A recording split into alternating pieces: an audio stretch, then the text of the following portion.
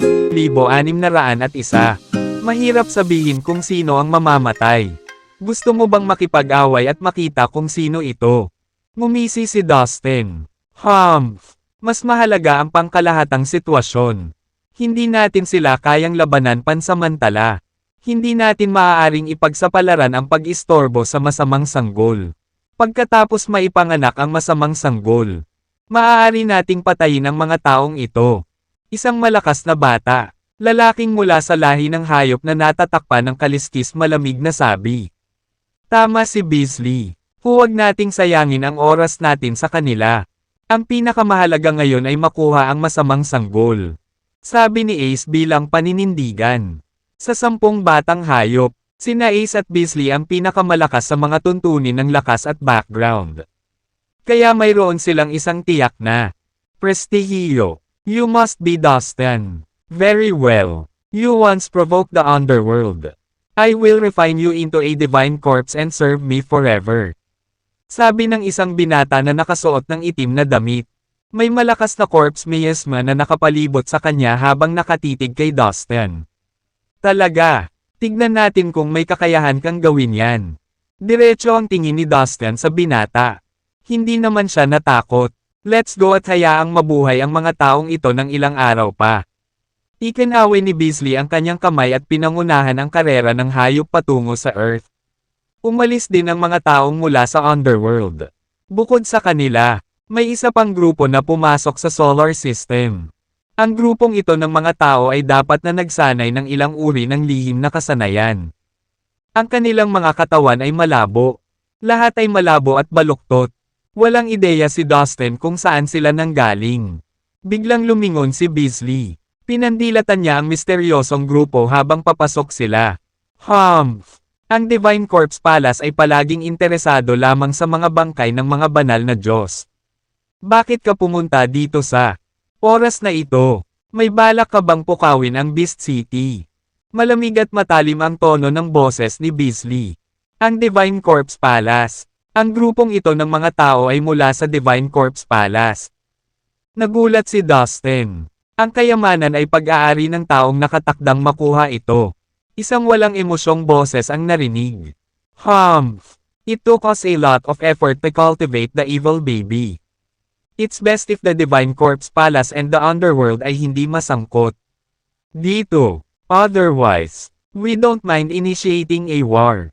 Deklara ni Beasley. Hoy, sumusunod lang kami sa utos.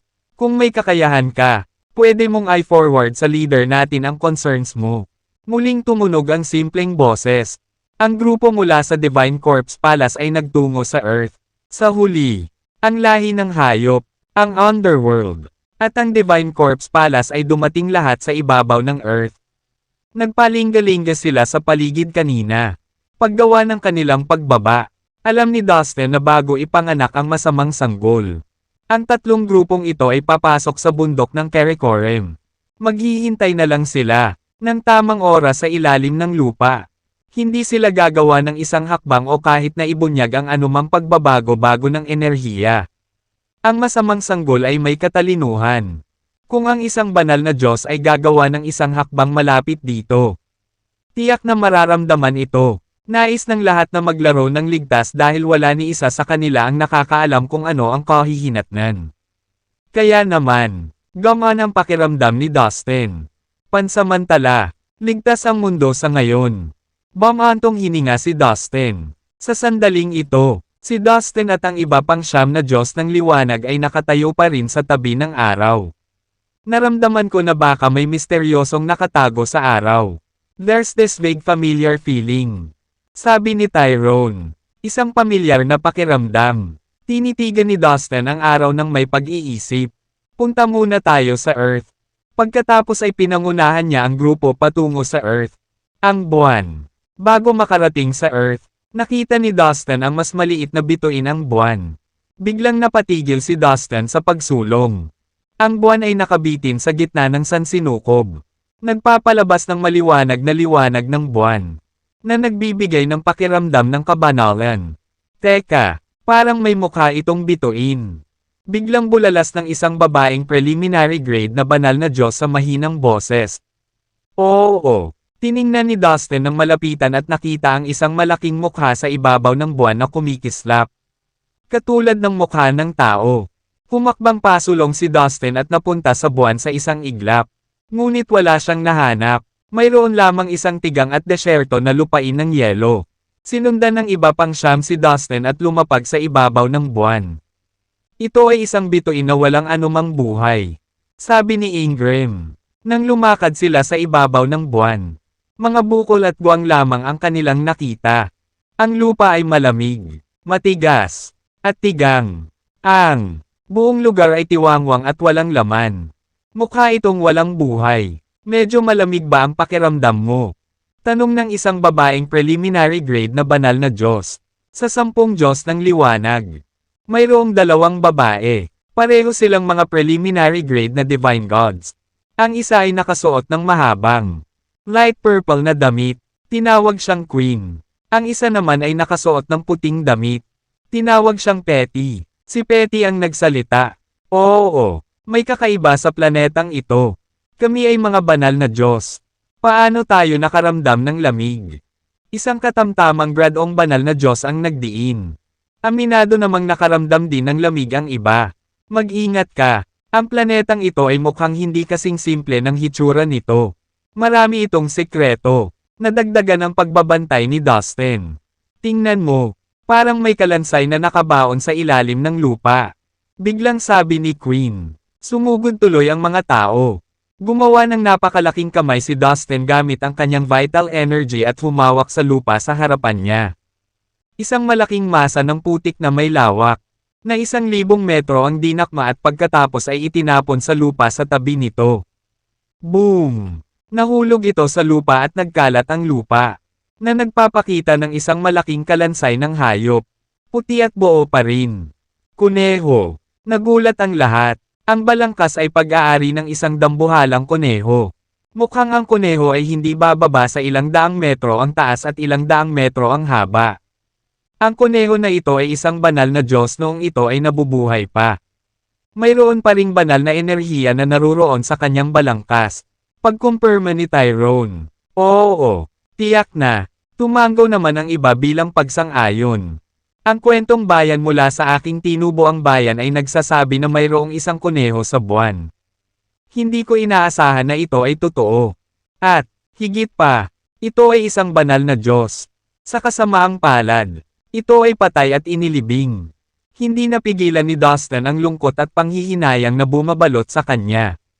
Look, may kuweba doon. May energy fluctuations of an array. Biglang sigaw ni Ingram sa di kalayuan. Nang marinig ito, sabay-sabay na sumugod si Dustin at ang iba pa. Nakita nila ang isang madilim na butas sa gilid ng isang maliit na burol na natatakpan ng mga batong mapula-pula. May mga pagbabago sa enerhiya ng array na lumalabas sa kuweba. Napakahina nila. Kung hindi sila naging malapit, hindi nila mararamdaman ang mga ito. Gayunpaman, ang lahat ng mga taong naruroon ay mga banal na Diyos at ang kanilang mga pandama ay hindi kapani-pani walang matalas. Kaya madali nilang naiintindihan.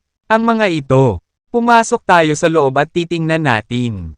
Iminungkahi ni Ingram. Forget it, our goal is to get the evil baby. Let's not make any new problems for the time being. Let's go to Earth, sabi ni Dustin pagkatapos mag-isip ng ilang sandali. Naiintindihan. Sumunod naman ang iba. Pagkatapos ay iniwan ni Dustin ang buwan kasama ang kanyang mga kasama at hindi nagtagal ay nakarating sa ibabaw ng Earth. Dumating sila sa bundok ng Karakoram. Hating gabi na ngayon. May isang maliit na magulong espasyo sa ilalim ng paanan ng bundok na ito. Ang masamang sanggol ay nandoon. Sumama ka sa akin, sabi ni Dustin habang pinangungunahan niya ang grupo sa ilalim ng lupa. Huling beses na bumalik si Dustin sa Earth. Ginalugad niya ang ilalim ng bundok na ito at pumasok sa mundo ng demonyo. Kung saan, nakita niya ang masamang sanggol. Medyo pamilyar na siya ngayon sa daan papasok. Si Dustin ay pumasok sa Karakoram Mountain kasama ang kanyang mga kasama. Dahil nakapunta na siya sa mundo ng demonyo noon. Pinangunahan niya ang daan, habang sinusundan siya ng iba. Ilang sandali pa. Sila ay nasa isang malawak na magulong kawalan. Sinalanta ng marahas na bagyo ang buong kalawakan. At kumikidlat at kulog sa kalangitan sa tuloy-tuloy na parada.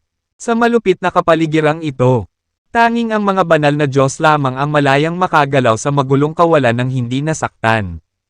Ang sinumang iba pang nilalang na naging mga banal na Diyos ay hindi maglalakas loob na lumapit dito.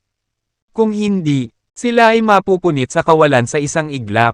Sa gitna ng magulong kawalan na ito, mayroong dalawang malalaki at magkasalungat na mundo. Ang isa ay ang banal na mundo, habang ang isa ay ang daigdig ng demonyo.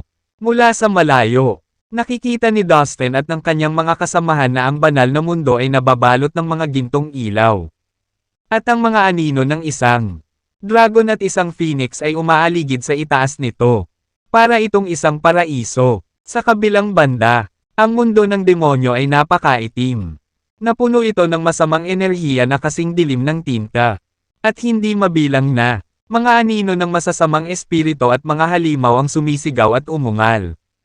Ito ay higit sa katakot-takot at talagang nakakatakot. Ang banal na mundo at ang mundo ng demonyo ay hinati ng isang transparent na salamin.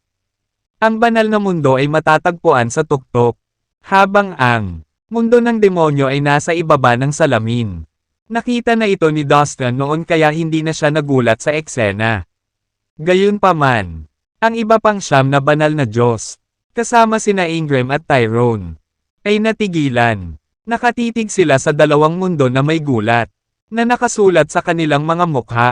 Bagamat ipinanganak siya noong sinaunang panahon, hindi pa naging banal na Diyos si Tyrone noong panahong iyon. Kaya, ito ang unang pagkakataon na nakita niya mismo ang dalawang mundo na matatagpuan sa ilalim ng Karakoram Mountain. Ito ang masamang sanggol. Tingnan mo, ang masamang sanggol ay naroon. Bulalas ni Tyrone sabay turo sa isang sanggol. Ang bata ay may balat na maitim gaya ng gabi. At siya ay nakaupo ng mahinahon sa isang altar sa gitna ng banal na mundo. Nakakross ang kanyang mga paa. At nakarelax ang kanyang buong katawan. Ito ay walang iba kundi ang masamang sanggol.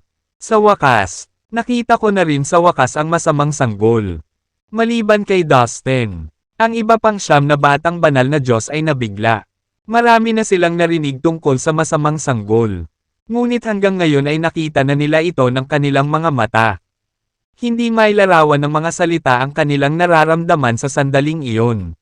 Matapos titigan ng masamang sanggol saglit, lumingon sila upang tingnan ang banal na mundo.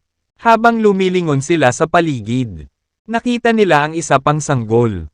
Ngunit ang isang ito ay may gininto ang balat. Ang sanggol ay nakaupo sa isang altar sa gitna ng mundo.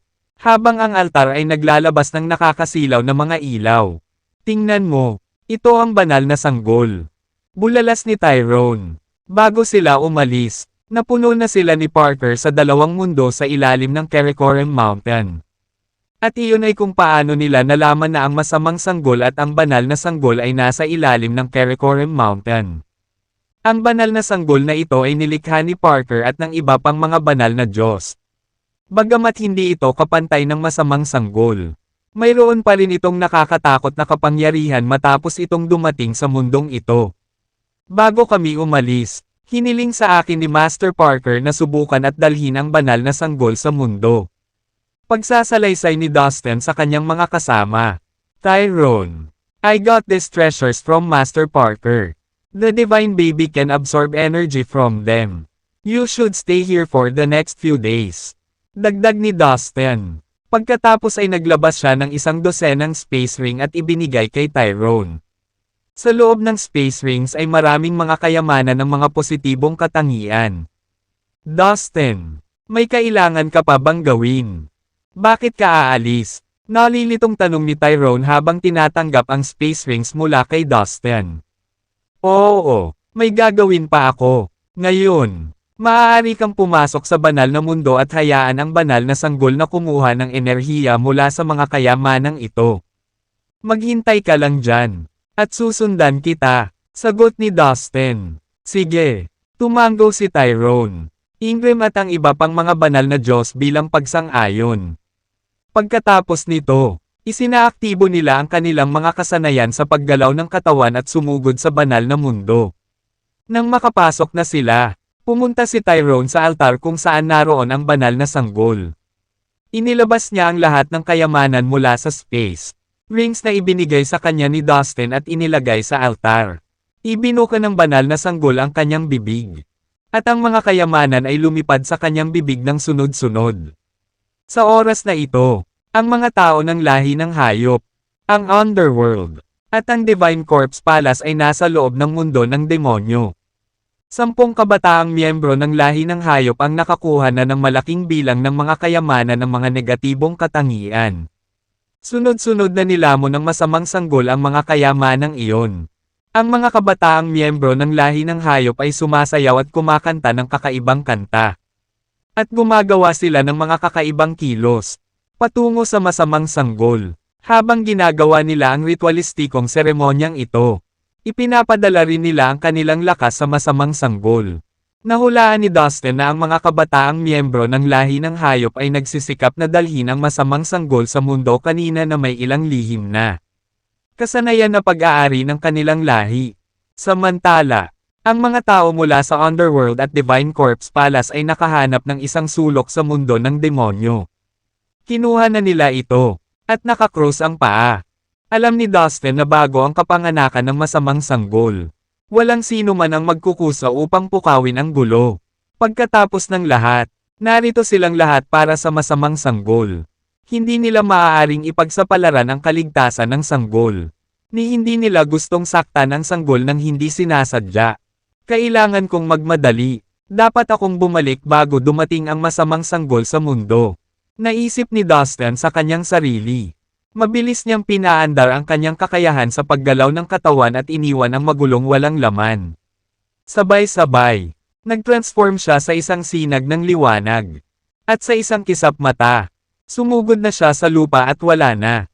Sa oras na ito, hating gabi na sa Brilliant Kingdom. Maliwanag ang buwan sa kalangitan. At ang liwanag nito ay nalalagpasan ang kalat-kalat na mga bituin.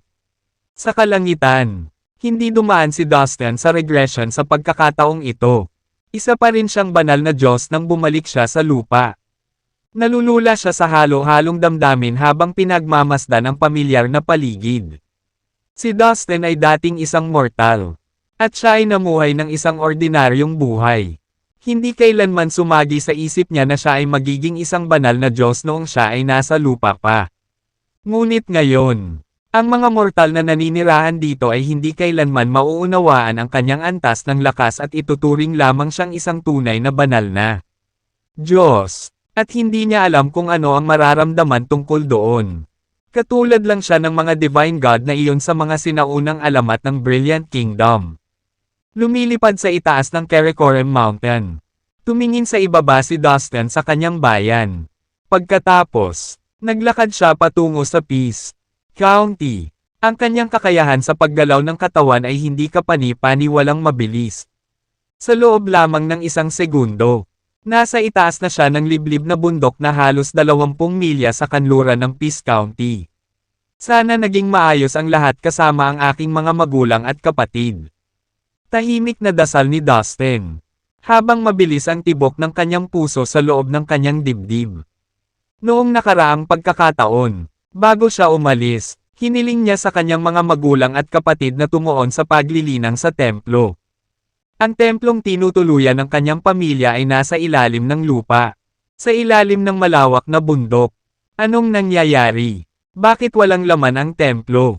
Bulong ni Dustin sa kanyang sarili na nakakunot ang noo pagkatapos niyang suriin ang templo gamit ang kanyang espiritual na kahulugan. Sa isang pagkakataon, siya ay nabalot ng isang pakiramdam ng pagkaapurahan. At hindi siya nag-aksaya ng oras bago sumisid sa ilalim ng lupa. Sa isang iglap, nakarating siya sa templo at nagmamadaling pumasok. Saan nagpunta ang lahat? Tumingin si Dustin sa walang laman na templo. Walang bakas ng kanyang mga magulang o kapatid. Tila nawala sila sa manipis na hangin. Lumabas ba sila? Sa pagkabalisa, inilabas ni Dustin ang kanyang espiritual na pakiramdam upang suriin ang malapit na lugar. Ang kanyang espiritual na pakiramdam ay hindi kapani-paniwalang makapangyarihan. Kaya siya ay nagtitiwala na madarama niya ang mga ito kung sila ay nasa Earth pa. Sinuri ni Dustin ang Peace County sa tulong ng kanyang espiritual na kahulugan. Ngunit wala siyang nakitang anumang bakas ng kanyang pamilya. Pagkatapos ay pinalawak niya ang kanyang paghahanap. Sinimulan niya silang hanapin sa buong Brilliant Kingdom. Gayunpaman, nabigo siyang mahanap ang mga ito. Gayunpaman, hindi siya madaling sumuko. Pagkatapos ay sinimulan niyang suriin ang buong Earth, pulgada bawat pulgada, nang walang nawawalang bahagi nito. Ano? Paulit-ulit na inis ka ni Dustin ang ibabaw ng Earth hanggang sa naramdaman niya ang isang bagay sa Brilliant Kingdom. Ang hiding area. Naramdaman niya ang mahinang aura ng kanyang mga magulang at kuya sa hiding area, na matatagpuan sa hilagang kanluran ng Brilliant Kingdom. Inimbak niya ang aura ng kanyang pamilya sa kaibuturan ng kanyang soul sea para hindi niya makalimutan kung ano sila. Bagamat halos hindi matrace ang kanilang mga aura, madali pa rin silang naramdaman ni Dustin. This is so strange. Bakit sila pumunta sa hiding area? Natarante si Dustin. Noong huling beses nang umalis siya, sinabihan ni Dustin ang kanyang pamilya na manatili sa templo ng Diyos ng bundok at iniwan sila ng sapat na mapagkukunan ng paglilinang. Agad niyang sinimulan ang paggalugad sa lugar na pulgada por pulgada gamit ang kanyang espiritual na kahulugan upang subukan at matukoy ang eksaktong lokasyon ng mga ito.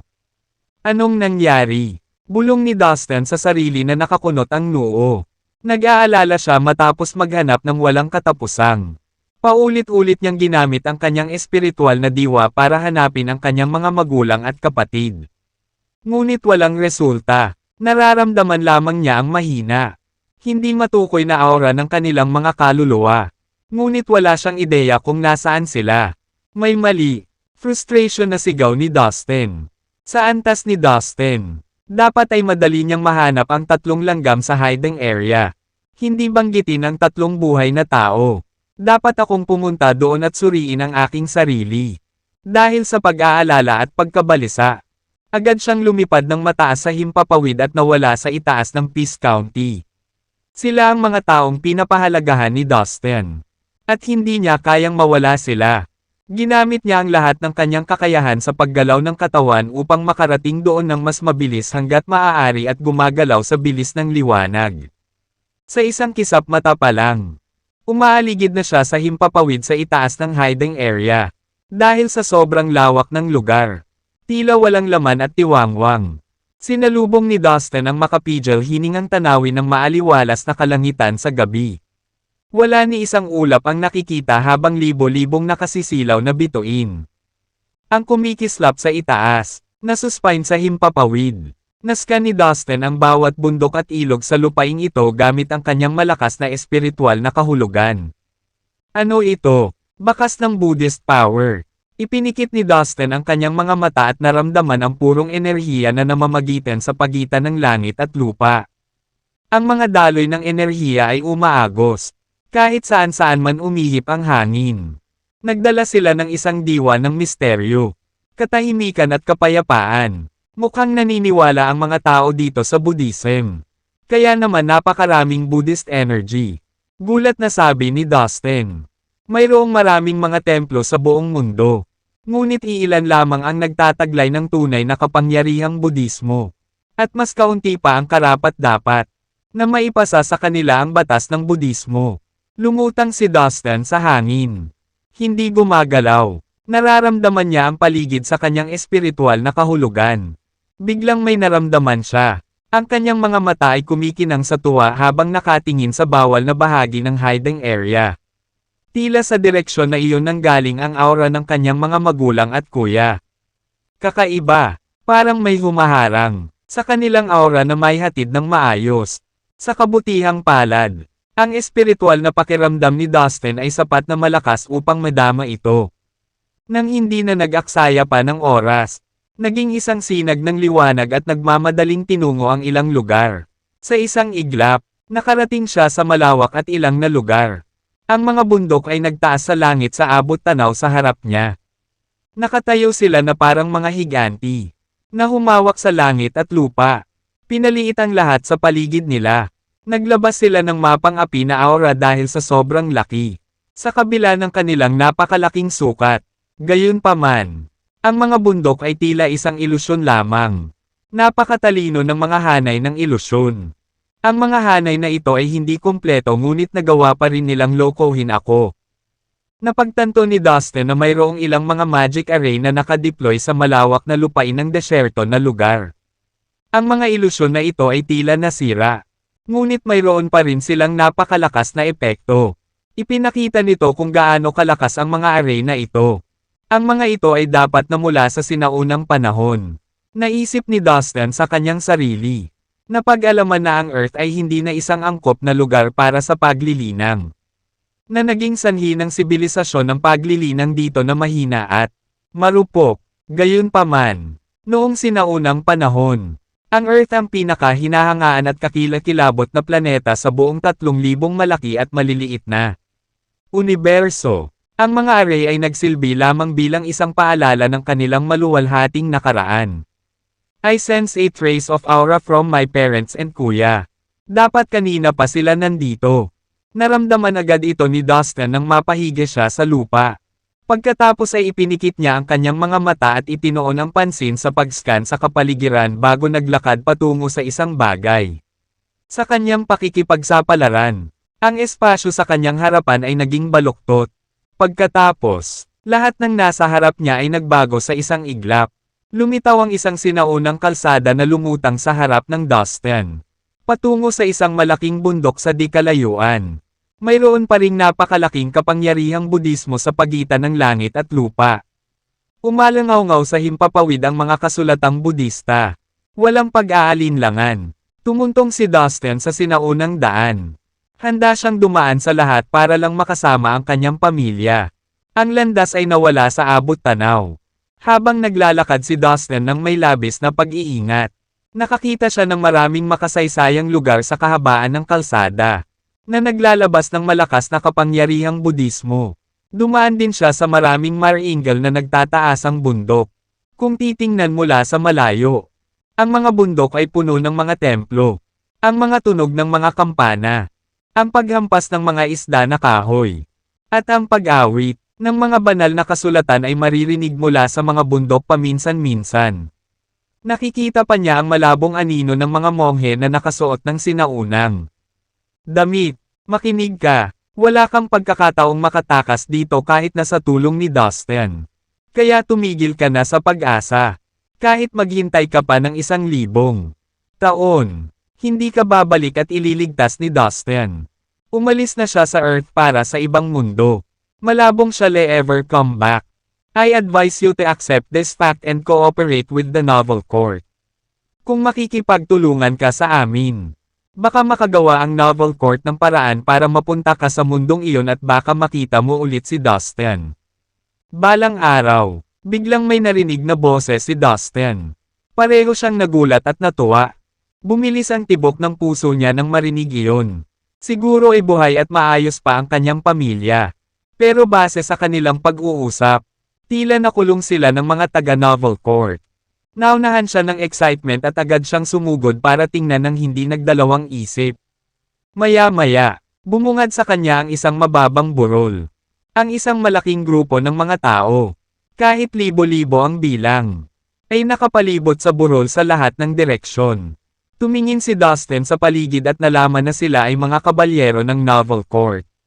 Mga lobo, mga taong bumubuo sa lahi ng dugo, at mga wizard sa iba't ibang kulay na damit. Ang ilan ay naka-uniforme ng militar at may dalang missile launcher. Alam na alam ni Dustin na taga-Novel Court din sila.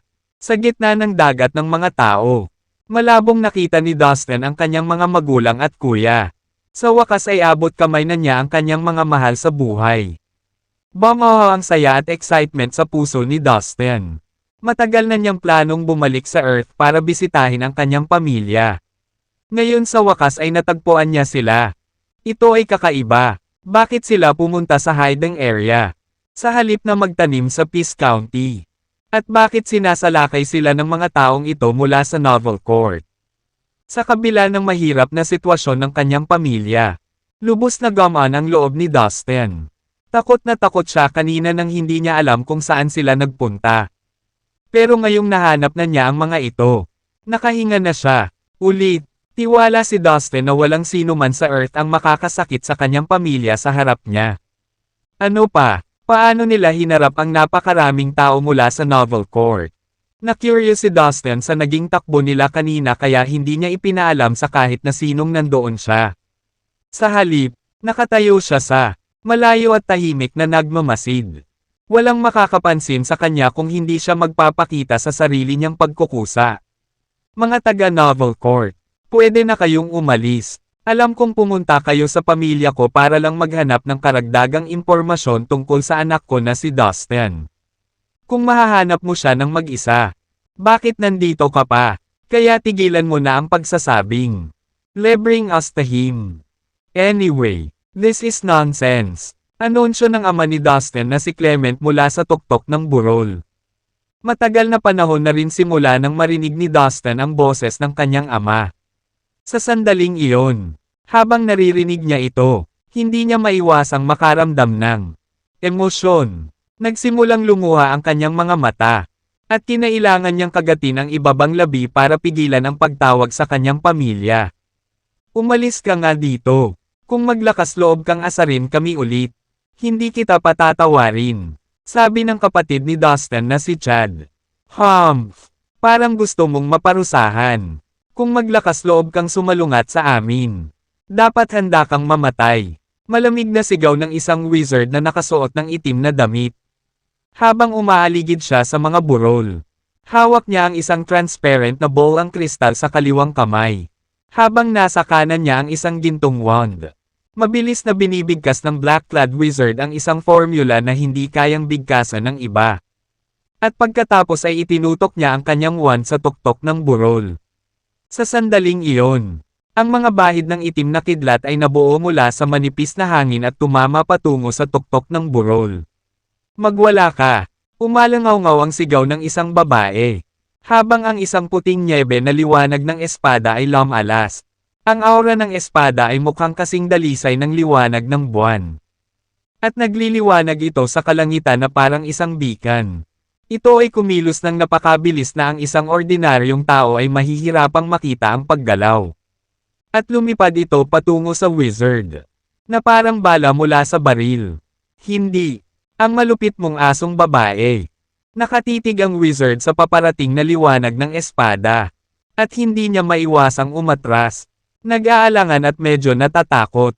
Ang wand at ang bowl ang kristal sa kanyang mga kamay ay sabay na kumikinang upang harangan ang nakakatakot na liwanag ng espada. Boom! Nakakabingi ang pagsabog. At ang wizard ay napilitang umatras ng mabilis. Nung una parang nakaiwas siya pero naging malinaw na siya ay nasugatan habang siya ay dumura ng isang subo ng dugo sa lupa. Kung susuriing mabuti, ang espada ay nag-iwan ng marka sa kanyang bowl ang kristal. Ang swordsmanship ni inay ay umabot na sa perfection stage ng sword intent. Henyo siya in terms of swordsmanship. At saka, sa paghusga sa kanyang aura, ang kanyang vital energy ay umabot na sa premium stage ng Sky Realm. Naramdaman ang lakas ng hampas ng espada. Parehong nagulat at natuwa si Dustin. Siyempre, ang sword strike na iyon ay hindi makapinsala sa kanya kahit kaunti. Ngunit ito ay hindi maisip para sa mga mandirigma sa Earth. Bukod dito, noong huling umalis si Dustin sa Earth, ang cultivation ng kanyang ina ay nasa Earth Realm lamang. Ngayon, naging mandirigma na siya sa Sky Realm. Sa isang lugar tulad ng Earth, nagawa niyang maging napakalakas sa kanyang sarili. Na ikinagulat ni Dustin. Mag-ingat ka. Kakaiba talaga ang swordsman ng babaeng yun. Damn it, kung hindi dahil sa babaeng ito na nakahawak sa kanyang makapangyarihang espada. Nahulog na sila sa ating mga kamay. Galit na sigaw at masasamang salita ang narinig mula sa iba pang mga lalaki mula sa Novel Court. Nang marinig ito ni Dustin, dumilim ang mukha niya. At parang bakal ang mata niya. At isang nakakakilabot na mamamatay tao na aura ang kumalat mula sa kanyang katawan. Anong nangyayari? Bakit biglang ang lamig? Ang isang tao ay tumingin sa paligid na nalilito. Habang naramdaman niya ang biglaang pagbaba ng temperatura, bigla na lang nanlamig dito. Nanginginig ako. Nararamdaman mo ba yon? For some reason. Feeling ko parang may kung anong nakakakilabot na umaaligid sa atin. What could it be? Hindi ko alam. At ayokong malaman. Hulihin natin ang pamilyang ito at umalis dito sa lalong madaling panahon. Nakakatakot ang lugar na ito. At lagi akong hindi komportable kapag pumupunta ako dito. Parang may tao ay nagtatago sa mga anino nanonood sa amin. Naramdaman ito ng libo-libong tao mula sa novel court nang mabilis na bumaba ang temperatura. Isang kakilakilabot na lamig ang bumalot sa lahat. At hindi nila maiwasang tumingin sa paligid ng may takot. Lingid sa kanilang kaalaman. Ito pala ang mamamatay tao na kalooban ni Dustin. Na hindi sinasadyang nailabas sa kanyang galit. Well, huwag na tayong mag-aksaya ng oras. Kailangan nating palakasin ang ating mga pag-atake. At lalo na't mag-ingat sa mga hampas ng espada niya. Sigaw ng isang matandang nakasuot ng gintong damit. Ang matandang lalaking ito ay may asul na mga mata at isang matangos na ilong. Na parehong mga tipikal na katangian ng kanluran. Siya ay isang pangunahing senior ng novel court at siya rin ang punong commander ng misyong ito. Nang marinig ng iba ang kanyang utos, lahat sila ay nagsama-sama at naglabas ng kanilang mga sandata. Handang umatake, ilipat, sa sandaling nag-utos ang matanda. Nagsimulang kumilos ang lahat. Libo-libong tao ang nagsimulang magmadaling umakyat mula sa lahat ng direksyon. Kasabay nito, maraming pag-atake ang tumama sa burol. Tulad ng marahas na enerhiya, nakatagong mga sandata, mga kayamanan ng mahika, granazo, kidlat, at maging mga demonyong multo. Mahigit 10 missiles din ang pinaputok, na naghahanap ng kanilang mga target sa mga burol. Well, kung ganoon, huwag mo akong sisihin kung bakit kita pinatay. Galit na sigaw ng nanay ni Dustin sa kanila. Sa sandaling iyon, isang Snow White sword light ang lumabas mula sa isang nakakalito na anggulo.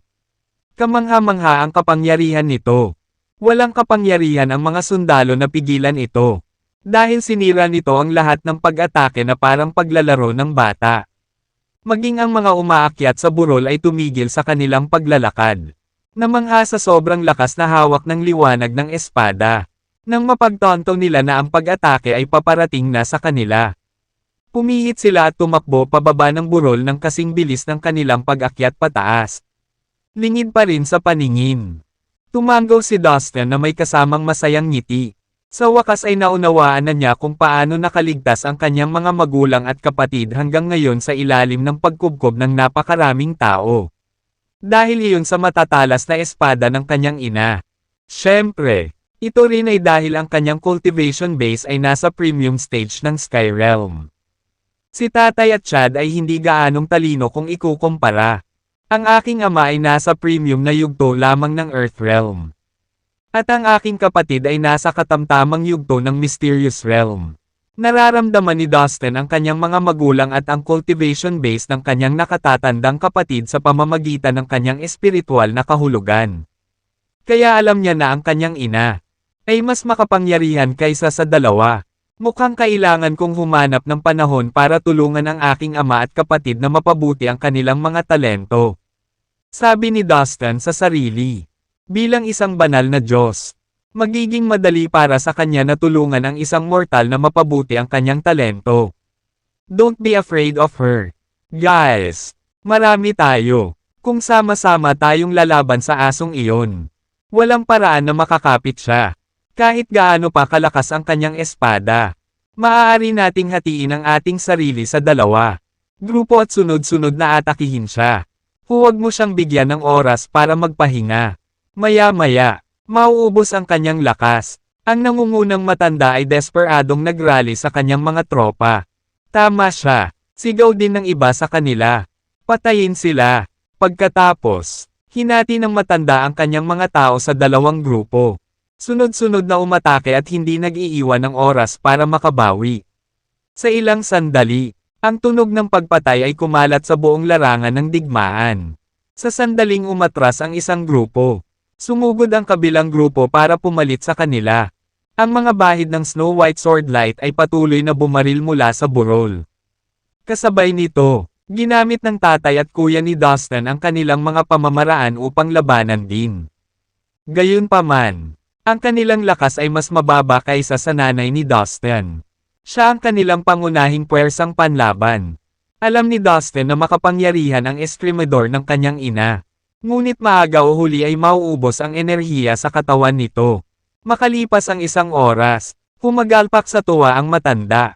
Haha, tignan mo, parang humihina ang sword light niya. Tere na guys, manalo na tayo. Gayunpaman, naputol ang kanyang pagtawa nang may mangyari na hindi inaasahan. Isang binata ang lumitaw sa labas ng manipis na hangin. At siya ay nakatitig sa kanila ng nakakalason. Nang magtama ang kanilang mga mata ay hindi na makagalaw ang matanda. Isang di nakikitang puwersa ang pumipigil sa kanyang buong katawan. Sa puntong ito, ang matandang nakasuot ng gininto ang damit ay nakaramdam ng lamig sa kanyang gulugod. Para siyang nababad sa nagyayelong tubig noong taglamig. Saan nanggaling ang binata? Hindi ko man lang siya nakita mula rito. Wala itong saysay. Walang makakataka sa matatalas kong mata. Naisip niya, ano ka ba? Tao ka ba o multo? Ang binatang ito ba ay isang uri ng espiritu? Iyon ang unang ideya na naganap sa lalaking nakasuot ng ginto. Karaniwan para sa mga nagsasaka ng earth na matakot sa mga multo. How dare you attack my family and insult my mother? Consider yourself a piece of dead meat. Tell me, which way you want to die? Walang kibul na sabi ni Dustin. Anong sinasabi mo? Ikaw ba, Dustin Lin? Damn it, sabi ng lalaking naka-golden robe habang nakanganga si Dustin sa sobrang gulat. Tiningnan niya ang binata pataas at pababa at nakita niyang kamukha niya mismo ang maalamat na Dustin na iyon. Sa huling pagkakataong bumalik si Dustin sa Earth, pumasok siya sa Western Kingdom at nakipaglaban sa isang banal na Diyos na sinasamba ng Novel Court sa Jerul. Gayunpaman, ang tinatawag na banal na Diyos na kanyang nilabanan ay isang spiritual na kaluluwa lamang ng banal na Diyos. Gayunpaman, sa mga magsasaka sa Earth, kahit na ang espiritual na kaluluwa ng isang banal na Diyos ay isang pinakamataas na nilalang. Iyon ang dahilan kung bakit siya sinasamba ng Novel Court sa mahabang panahon. Si Dustin ay sapat na kapalaran na nakipaglaban sa kanilang banal na Diyos at lumabas na hindi nasaktan. Ang labanan sa pagitan ni Dustin at ng espiritual na kaluluwa ng banal na Diyos na iyon ay lumikha ng lubos na kaguluhan. Hindi lamang sa Novel Court, kundi pati na rin ang martial arts world ng Western Kingdom at maging ang martial world sa Earth. Hanggang ngayon, pinag-uusapan pa rin ng mga martial artists sa Earth ang tungkol kay Dustin at itinuturing siyang isang huwaran at isang alamat. Gayunpaman, pagkatapos ng epic battle na iyon, biglang nawala si Dustin sa Earth at hindi na muling nakita. Na parang nawala siya sa hangin. Dahil sa kanyang pagkawala, ipinakalat ng Novel Court ang balita na si Dustin ay pinatay ng kanilang banal na Diyos sa labanang iyon. Tanging ang mga matataas na miyembro ng Novel Court ang nakakaalam na buhay pa si Dustin at napunta na siya sa ibang mundo kasama ang kanilang banal na Diyos. Ang lalaking nakasuot ng ginto ay isang pangunahing miyembro ng Novel Court. Kaya alam niyang hindi namatay si Dustin sa labanang iyon. Fast forward hanggang ngayon. Nasa harapan na niya ngayon si Dustin. At kinilig siya nito at natakot siya hanggang sa mamatay. Oo, ako si Dustin Lin. Ngayon sagutin mo ang tanong ko. Walang pakialam at walang awa ang mga mata ni Dustin habang nakatingin sa matanda. Bagamat hindi niya talaga nasisiyahan ang pagpatay ng walang dahilan. Tiyak na hindi siya magpapakita ng awa sa mga karapat dapat na mamatay.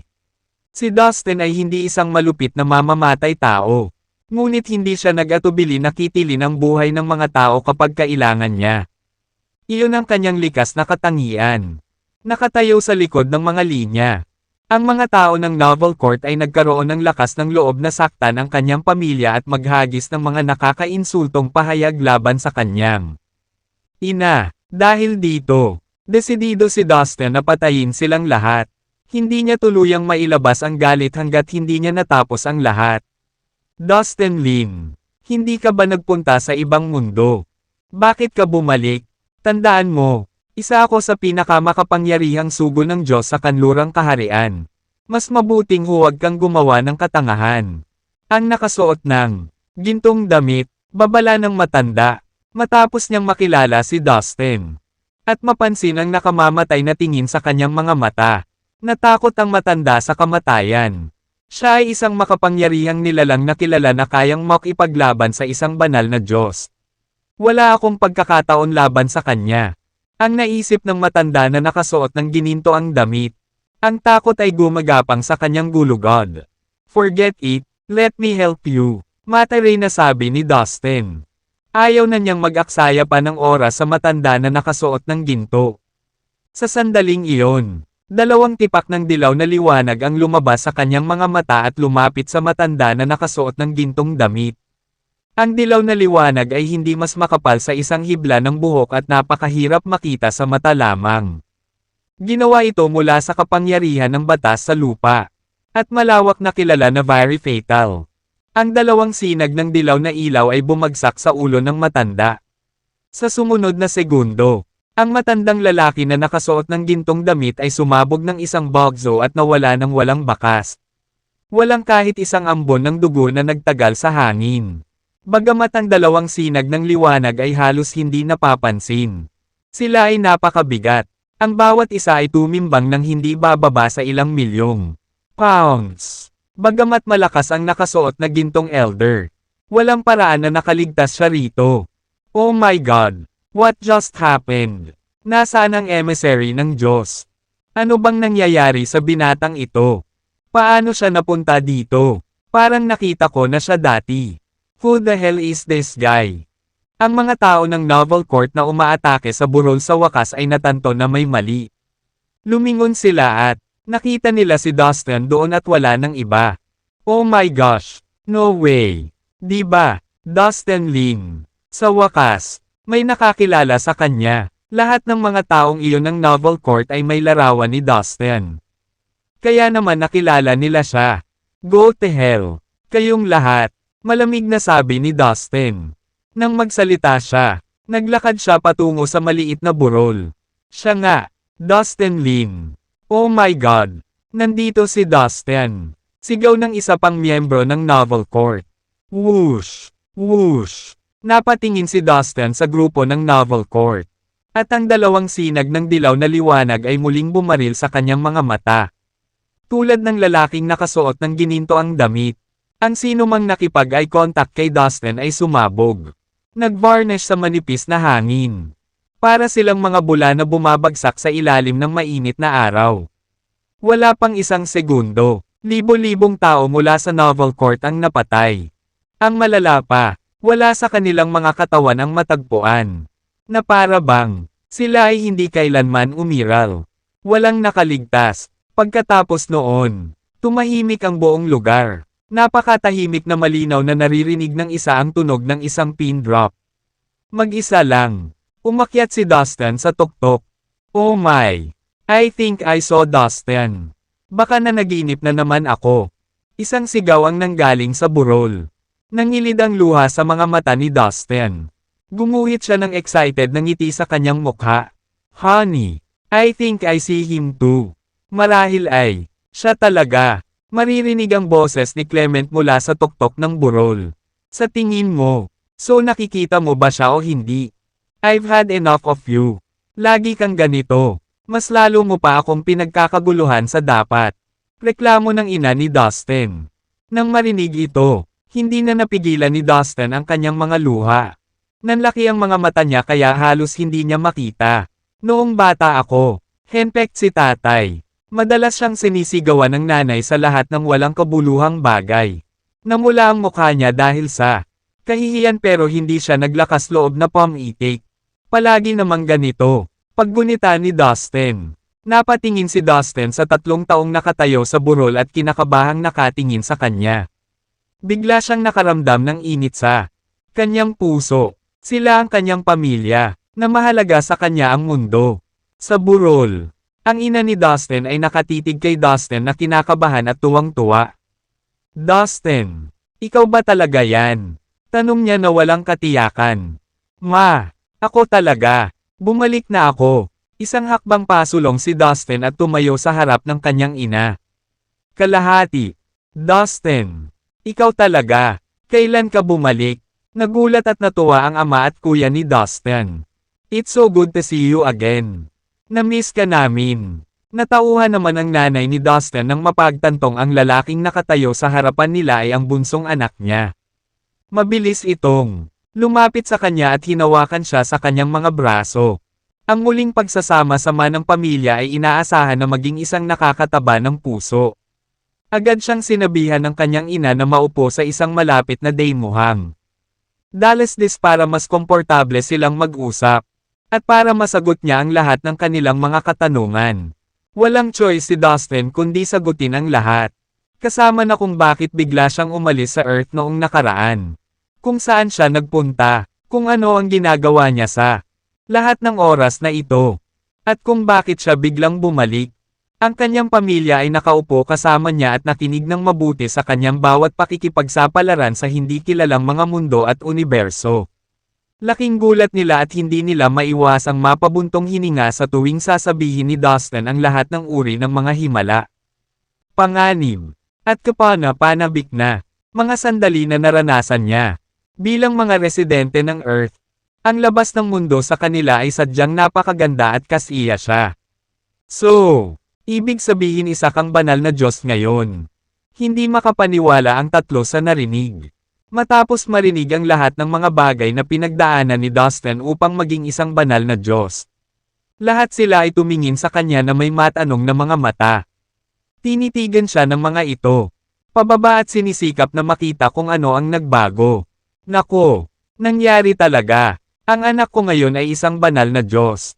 Tuwang-tuwa ang nanay ni Dustin na tumatawa habang umiiyak. Ilang beses pa niyang kinurot ang mga parte ng katawan ni Dustin para pagmasdan ang pagkakaiba. Ngunit Dustin, sinabi nila na ang mga katawan ng mga banal na Diyos ay kumikinang ng maliwanag. At mayroon din silang mga singsing ng liwanag sa itaas ng kanilang mga ulo. Bakit wala ka? Seryosong tanong ng kapatid niyang si Chad. Oh, that.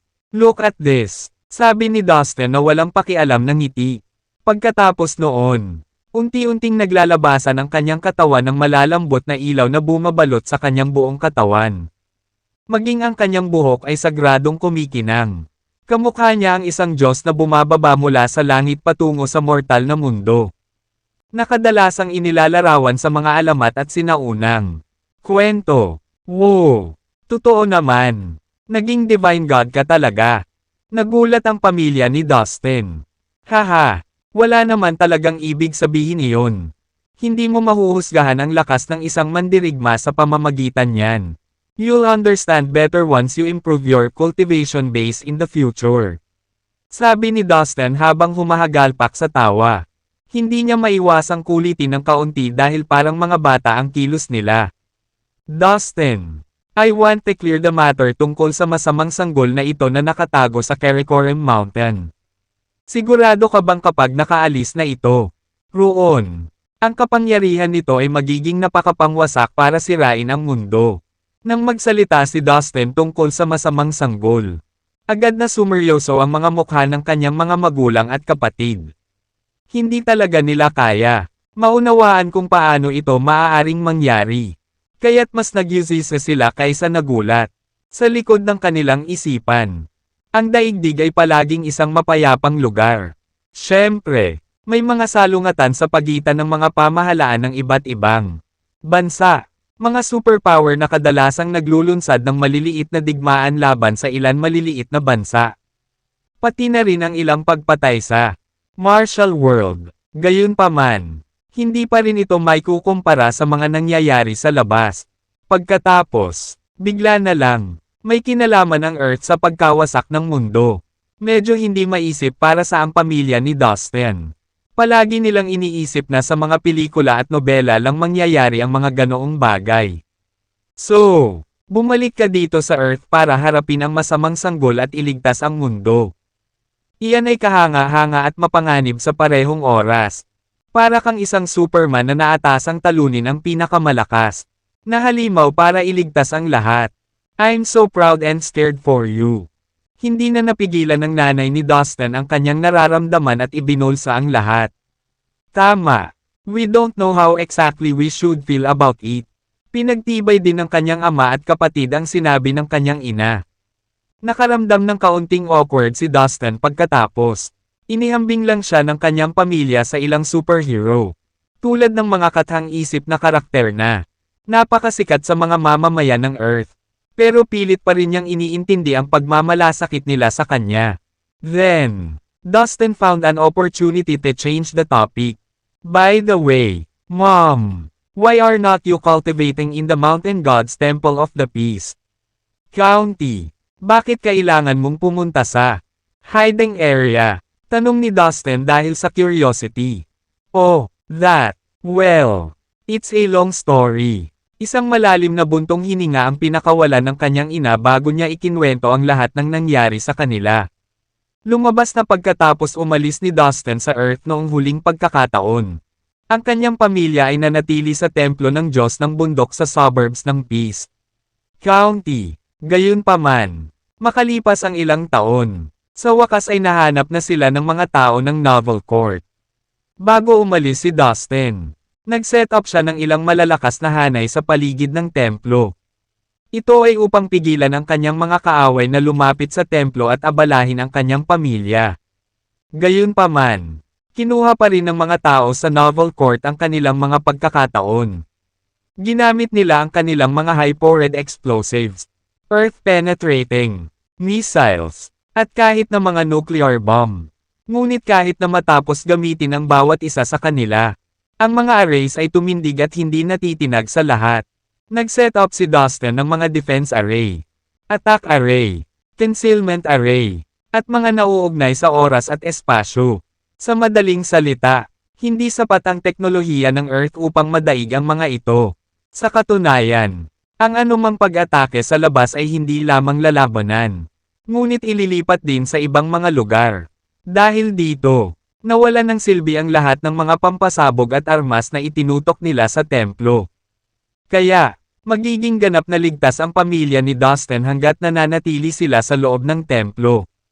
Pagkaraan, ang mga tao sa Novel Court ay tila sumuko sa pag-atake at nagpasya na bawiin ang kanilang mga puwersa. Dahil dito, walang kilusan sa loob ng ilang taon. Gayunpaman, pagkatapos ng lahat ng mapayapang taon, biglang lumabas ang balita mula sa Western Martial World na muling lumitaw si Dustin. Nakasaad din dito, na siya ay nasugatan ng husto ng mga banal na Diyos ng Novel Court. Kaya siya ay tumatakas patungo sa silangan. Bukod dito, ilang video din ang inilabas bilang patunay ng insidente. Sa mga video na iyon, makikita na si Dustin ay napuno ng dugo at hinahabol ng isang malaking grupo ng mga banal na kabalyero. Nang marinig ang balita at mapanood ang mga video, labis na nag-alala ang pamilya ni Dustin. Sa makatuwid, sa sandali ng desperasyon, nagpasya silang palihim na umalis sa templo upang makahanap ng pagkakataong iligtas si Dustin. Ngunit sa kanilang pagtataka, ang mga tao sa Novel Court ay agad na lumitaw ng wala saan tulad noong sila ay malapit ng umalis ng bansa. Doon nila napagtanto na ang lahat ay pukana lamang ng Novel Court para akitin sila. Ang mga balita at video tungkol sa mga pagpapakita ni Dustin ay pawang peke at manipulahin. Bilang resulta, ang pamilya ni Dustin ay nakulong sa hiding area malapit sa hangganan ng mga tao ng Novel Court, na tumatakbo para sa kanilang buhay araw at gabi. Sa kabutihang palad, naabot na ng ina ni Dustin ang premium stage ng Skyrealm at naintindihan na rin ang kanyang sword intent.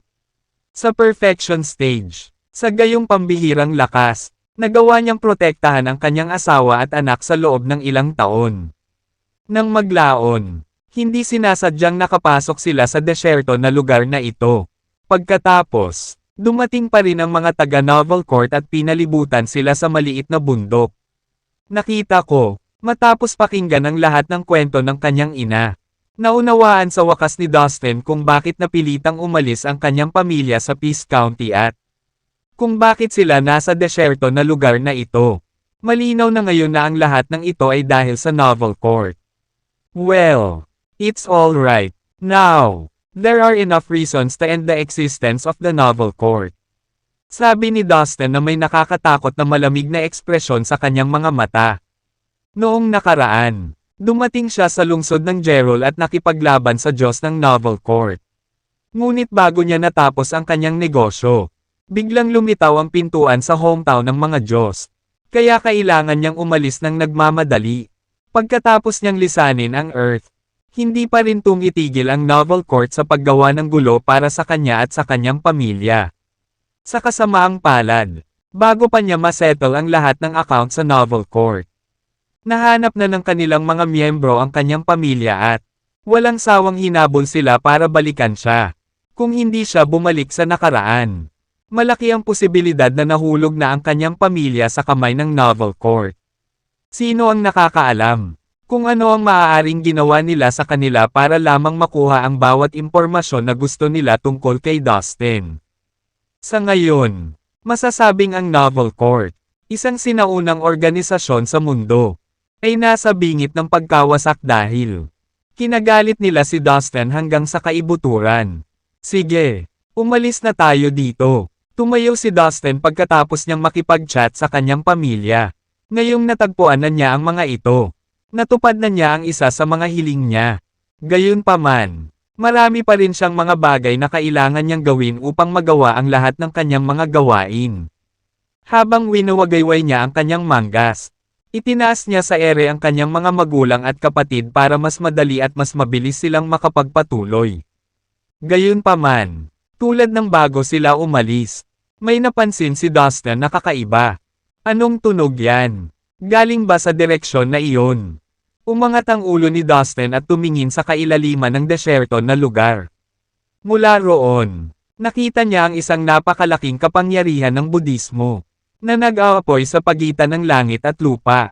Ang enerhiya na ito ay patuloy, na nagbabago sa marahas na puwersa. Ito ay napaka-intimidate at napakalaki na ang apektado ay magkakaroon ng pagnanais na lumuhod at sumamba sa harap nito. Hindi pa ako nakakita ng ganoong kalaking kapangyarihan ng Budismo. Nakamit ni Dustin ang ilang pag-unawa sa batas ng Budismo at nag-practice din ng ilang makapangyarihang mga kasanayan na may kaugnayan dito. Ngunit, sa kabila ng lahat ng iyon, nakatulala pa rin siya nang maramdaman niya ang hindi maisip na malakas na kapangyarihang Budismo na kumakalat mula sa kailaliman ng desyerto na lugar. Naningkit ang mga mata ni Dustin nang tumindi ang kanyang curiosity. Mataman siyang tumingin sa direksyon kung saan nanggagaling ang kapangyarihan. Sinusubukang makita ang lahat ng nakatago sa lugar na iyon.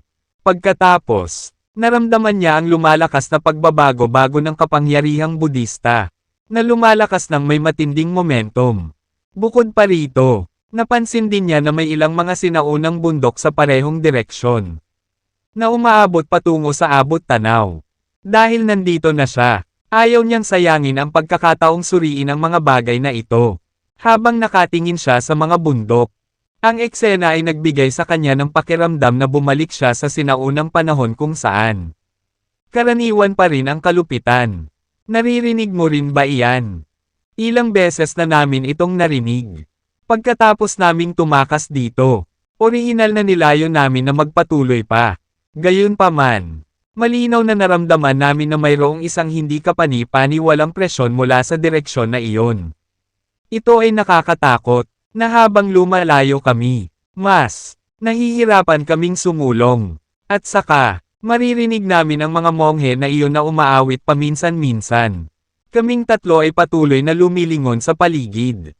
Ngunit wala kaming nakikitang mga monghe. It was so strange that we don't dare go any further. Nagsimula kaming magtaka kung multo nga ba ang naririnig namin. Paglalarawan ng ina ni Dustin sa kanilang naranasan. Hindi naman siguro multo yun. Nanay, ang mga chants na naririnig mo ay mga batas ng Budismo na naiwan dito. Noon, may isang medyo makapangyarihang monghe na madalas na umawit ng mga Buddhist na kasulatan sa lupaing ito. Ang kanyang dedikasyon ay dapat naging makapangyarihan at kahanga-hanga na ang kanyang pag-awit ay nakaimbed ng malalim sa kapaligiran dito.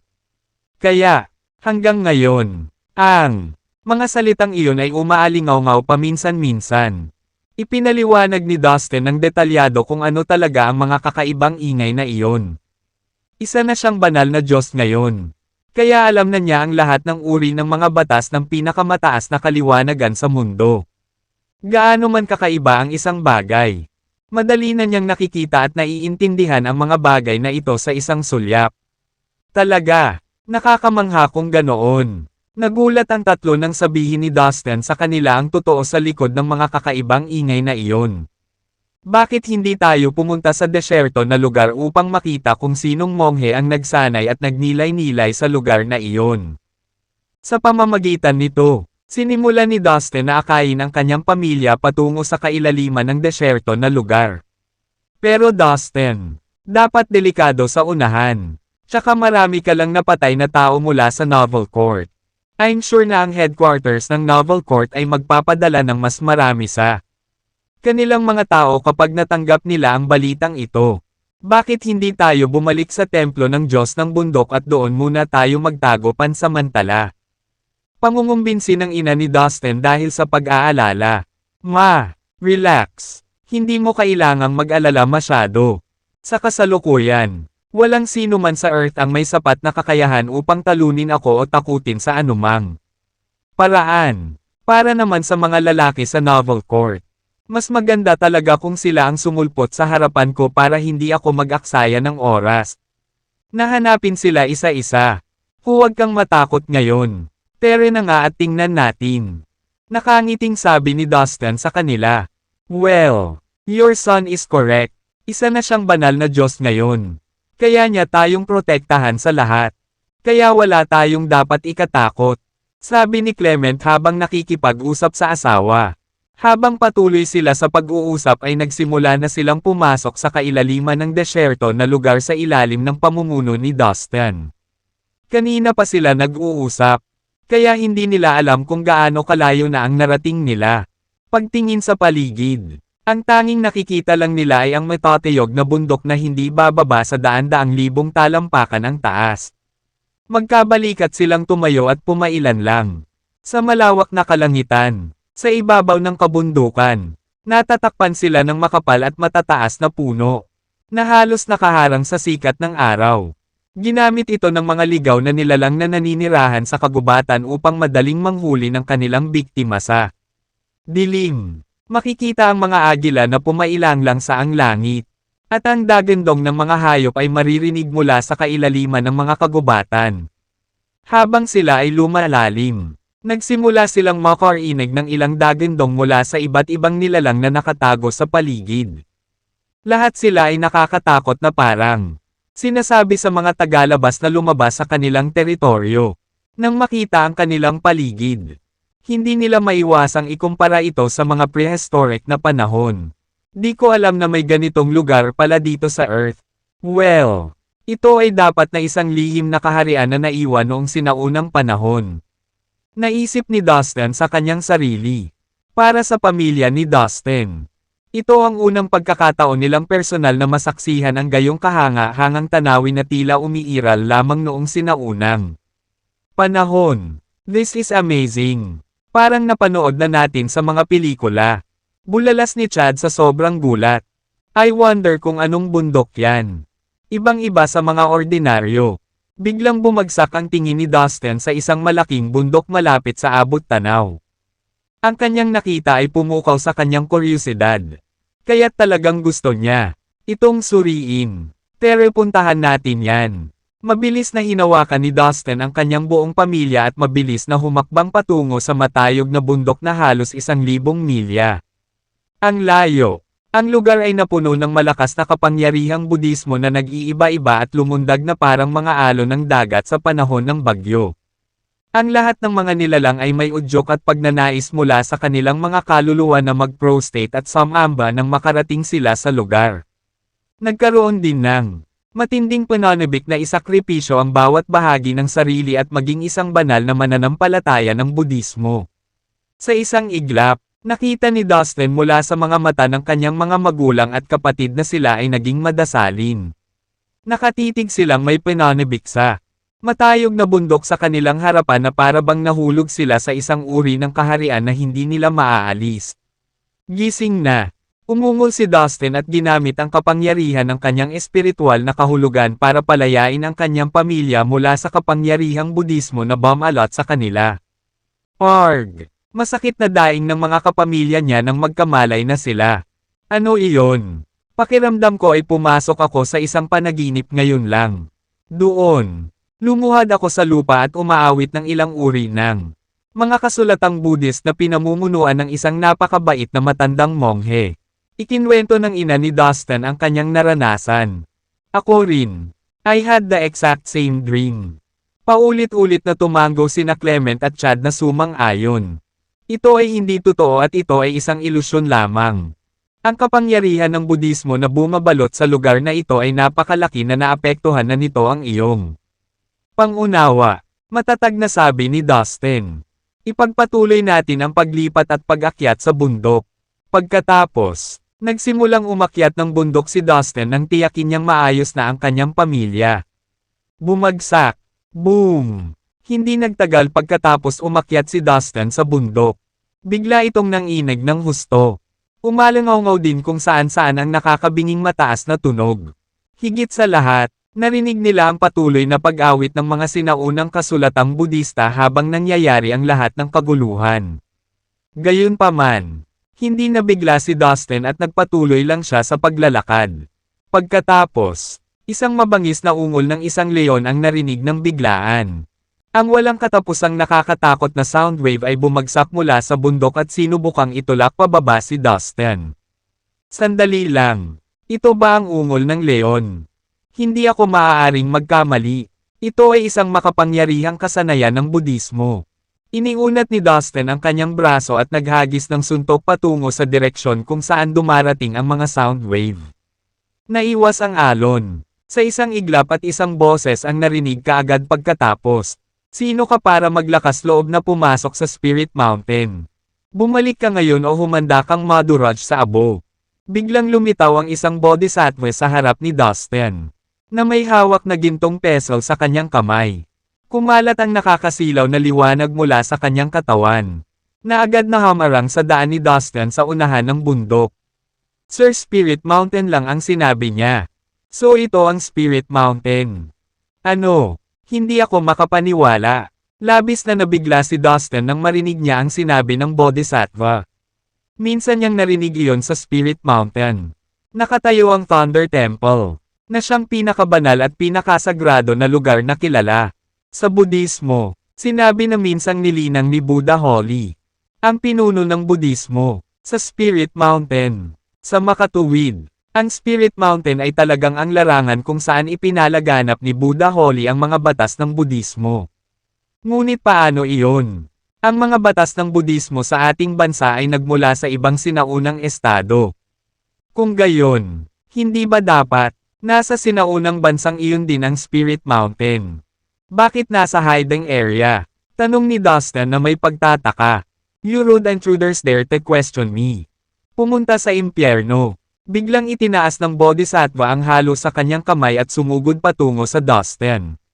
Pagkatapos ay nagpakawala siya ng napakalaking kapangyarihang Budismo, na lumundag at kumalat na parang isang malawak na dagat. Nakikita kong lalabas ka na. Then, let me see what you've got. Agad na sumagot si Dustin gamit ang sarili niyang kapangyarihan, na nagpakawala ng napakalaking magulong enerhiya mula sa mga lihim na kaharian sa kanyang katawan. Sumambulat ang enerhiya na parang rumaragas ang ilog na sumasalubong sa mga alon ng kapangyarihang Budista. Crash! Boom! Muling binawi ni Dustin ang kanyang braso at naghagis ng isang napakalaking suntok.